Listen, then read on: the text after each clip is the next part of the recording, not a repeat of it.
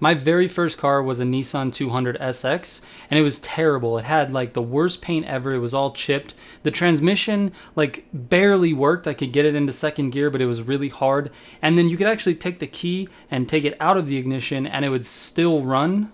I don't know how it didn't get stolen, but I loved it. Welcome to the Militia Gaming Community. I'm Trigger Militia, and this video is not about a 200SX. It's about a 180SX in Need for Speed Heat. Let's go!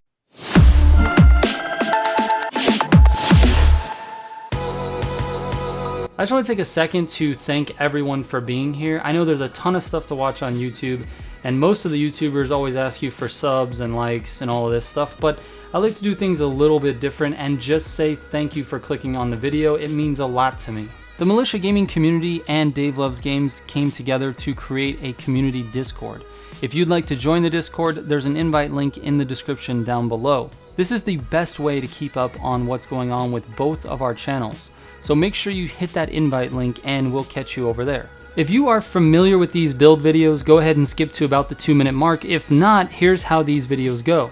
I buy each engine for the car and test it on the day races Aerion and Aarvark to find out which one is the fastest.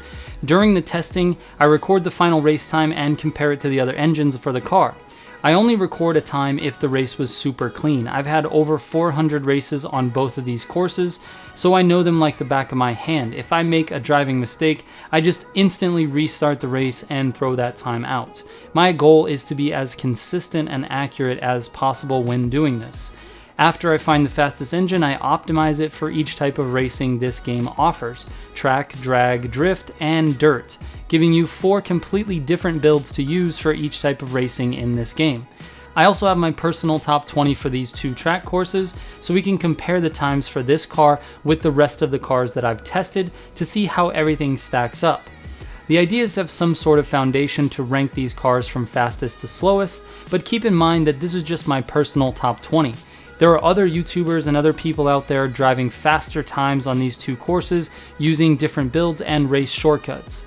The goal though is to find the fastest engine for the car, because that seems to be the biggest headache when building cars in this game. For this 180SX, there are 10 available engines, 3 of which don't even get you to 400 rating on the car when fully built. And after testing the remaining 7 engines, the 562 horsepower 3.8 liter V8 performed the best. Not only did it perform the best, but I noticed that it handled quite a bit differently than the other engines, which is kind of strange, but I think it has to do with the power to weight ratio and how easily the rear end will slide out and not. That being said, this 3.8 liter was the fastest and it handled the nicest. On Aerion, it ran a 257.8, and on Aardvark, it ran a 434.6. These were the fastest times out of all the 10 engines for both tracks, so I'm going to go ahead and declare this 562 horsepower V8 the fastest engine for the car. To tune this car for track racing, I minimized the downforce because it just didn't feel loose enough in the corners. I also tested the race tires versus the track tires, and the race tires ran a 1.2 second faster time on Aerion of 256.6. There are 5 gearbox options with this car. It's the 4, 5, 6, 7, and 8-speed gearboxes, and the 7-speed ran the fastest from my testing.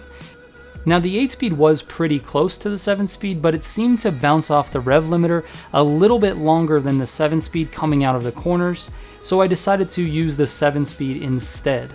So the fastest track build that I could make looks like this: 562 horsepower 3.8 liter V8 engine, Ultimate Plus parts, Ultimate Dual Turbo, 5x3 pound NOS, Super Track suspension, Elite brakes, Elite race tires, Elite Plus clutch, 7-speed gearbox, Super Track differential with minimum downforce.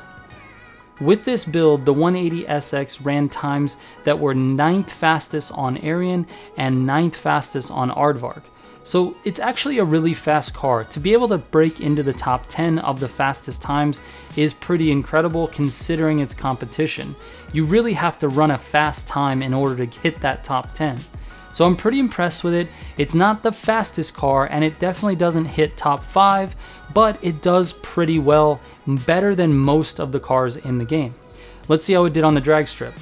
To convert this car into a drag car, I used the 4-speed gearbox, the drag tires, and the 1x15 pound NOS. If you look at the stats of this car, it looks really similar to the Beetle.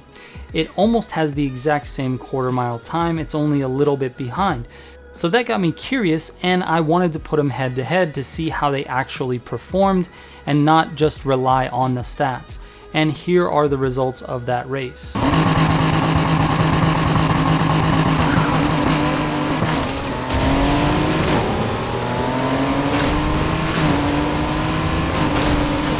As you can see, the Beetle is still a couple car lengths ahead of this 180SX, but not that much. This is actually a really fast drag car, and the stats definitely reflect that. The complete drag build looks like this. Same 562 horsepower engine with Ultimate Plus engine parts, Ultimate Dual Turbo, and 1x15 pound NOS, Super Track suspension, Elite brakes, Elite drag tires, Elite Plus clutch, 4-speed gearbox, Super Track differential, and of course minimum downforce. This is an excellent drag car. It's got the second fastest quarter-mile time of the cars that I've tested, and it is insanely fast. Alright, moving on. To make this car a drift car, I started with my standard rear-wheel drive setup, which is the Speed Cross suspension, drag tires, and Pro Drift differential. And it worked perfectly. This car is a very high scoring drift car. It would make it very easy to 3-star all of the drift sections in the game. I would definitely recommend it for drift. The only thing is it doesn't score quite as high as the RX-7. Now that really doesn't matter if you're just looking to 3-star all of the drift events, because you can easily blow that score out of the water with this car. Now the full drift build looks like this. 562 horsepower 3.8 liter V8 engine, Ultimate Plus engine parts with the Ultimate Dual Turbo, and 5x3 pound NOS. Super Speed Cross suspension, Elite brakes, Elite drag tires, Elite Plus clutch, 7-speed gearbox, and Pro Drift differential with minimum downforce and maximum steering sensitivity. It's actually quite important to have the maximum steering sensitivity and the minimum downforce because it does allow the car to transition just a little bit better than if you had the stock live tuning settings. This is an excellent drift car, as it should be given its real life history in drifting. Moving on to the dirt. This is by far the most surprising build I've ever done. I kinda expected this car to be fast in the dirt, but not this fast. Ladies and gentlemen, we have a new off-road champion. This 180SX is faster than the RSR in the dirt. It's probably the only time you're gonna hear the words faster than the RSR, but yes, it's faster in the dirt than the RSR, and I never thought I'd say that. On HTV2, it ran a time within 1/10 of a second of the RSR, 148.8. And on Rumble, it ran nearly 3 seconds faster than the RSR at 311.2, giving it the fastest combined time of 5 minutes flat. Not only is this the fastest combined time, but it's the fastest by almost 3 seconds. That is absolutely huge, and the full build looks like this. 562 horsepower engine, Ultimate Plus engine parts, Ultimate Dual Turbo, and 5x3 pound NOS. I use the Super Rally suspension, Elite brakes, Elite off-road tires, Elite Plus clutch, and the 7-speed gearbox with a Super Rally differential, and of course, minimum downforce.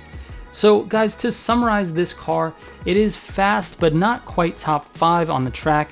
It's an extremely good drag car, a top-notch drift car, and as of this video, it is the fastest dirt car that I've tested.